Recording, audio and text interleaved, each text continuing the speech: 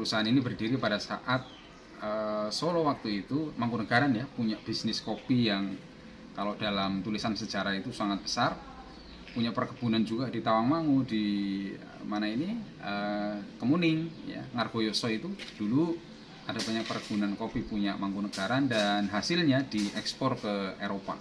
Selamat datang di Sugeng Rianto Channel, melihat Surakarta dalam perspektif yang lebih kritis.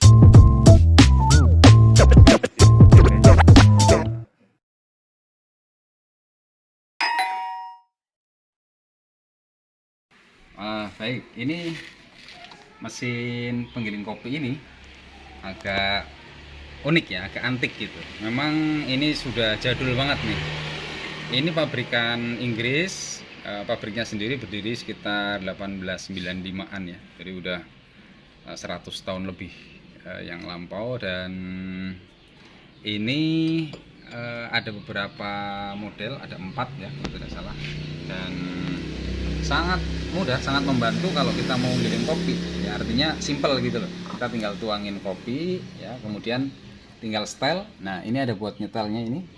Ini kalau diputer makin ke kanan, nanti output kopi yang digiling itu akan makin lembut gitu. Jadi kita bisa setel mau hasil lembut, agak kasar atau lumayan kasar lagi, bisa ya, bisa di setel di sini, di alat ini nih yang kecil nih, bisa diputar ini. Nah, itu tentu sesuai dengan selera ya, dan sesuai dengan kita mau pakai apa nih ya. Biasanya kalau orang yang suka tubruk itu relatif lembut, yang gilingnya lembut ya.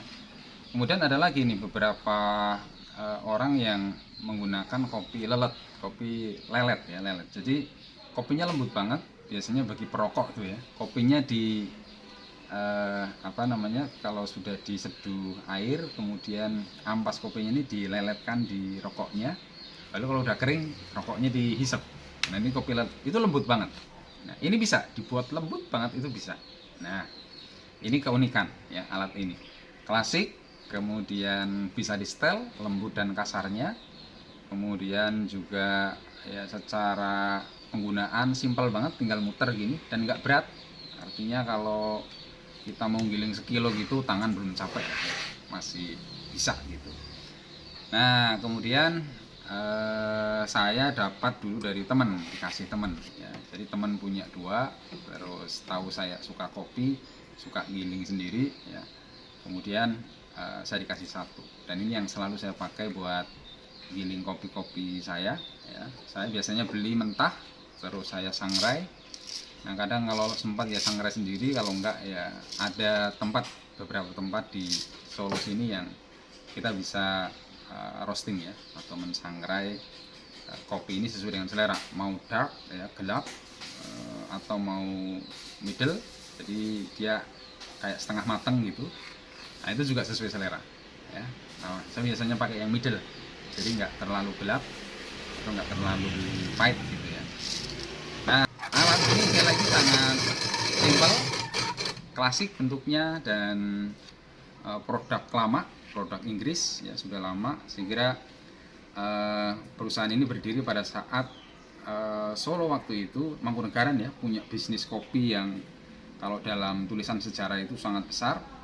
Punya perkebunan juga di Tawangmangu, di mana ini, Kemuning ya, Ngargoyoso itu dulu ada banyak perkebunan kopi punya Mangkunegaran dan hasilnya diekspor ke Eropa. Jadi sejak sebelum merdeka, sejak era kolonialisme, bahkan Mangkunegaran sudah ekspor kopi sampai ke Eropa. Hebat ya. Lalu yang buat giling malah dari Eropa datang ke sini. Ya, ini barter ya. Alat penggilingnya datang dari Eropa, kopinya dari sini diekspor ke Eropa. Makanya saya kira di Indonesia ini ada sangat banyak tempat yang dulu adalah perkebunan kopi dan sekarang sudah mulai hilang. Nah, yang unik nih, di Jawa Barat, Gubernur akhir waktu itu, Ahmad Heriawan, itu mencari peta perkebunan kopi di Jawa Barat.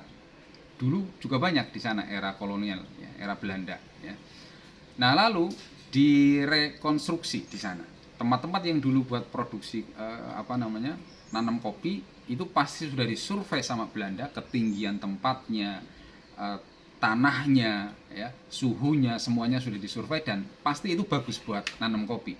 Dan betul sama Pak Aher, Pak Gubernur Jawa Barat, kemudian di push betul secara keberpihakan politik, APBD dalam hal ini politik anggaran disupport luar biasa, dan hari ini Jawa Barat punya produk kopi terbaik yang kemudian dipasarkan sampai ke Eropa, sampai ke Amerika berkat pemetaan kebun kopi milik kolonial Belanda. Nah, kalau Solo mau saya kira bisa.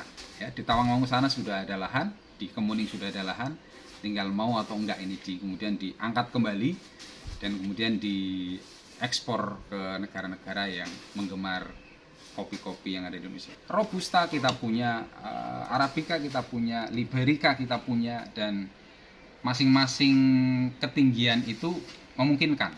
Artinya ada ketinggian tertentu yang pas buat nanam Robusta, ada ketinggian tertentu yang pas buat nanam Arabica, ada ketinggian tertentu yang kemudian pas buat nanam Liberica dan berbagai jenis-jenis kopi yang lain.